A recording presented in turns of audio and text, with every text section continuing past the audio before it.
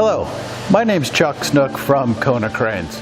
One of the core values of Kona Cranes, and something that we're committed to and continuously improve upon, is safety. It's also part of our brand promise to our customers that's supported by our products and our services. Recently, we were at a customer's facility conducting a site consultation, and between the two of us actually recognized an improvement opportunity at the facility for a palletizing application.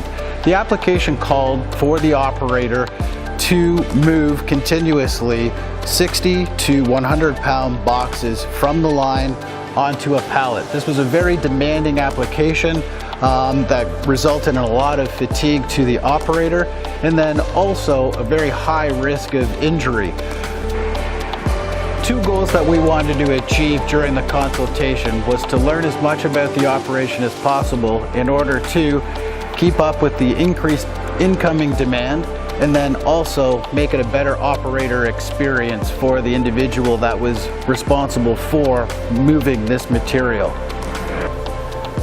The solution for this application was the Kona Cranes Ergo Arm. The Ergo Arm consists of an articulated jib crane, an ATB air balancer, and for this particular application, a below-the-hook attachment manufactured and integrated by Aimco Manufacturing.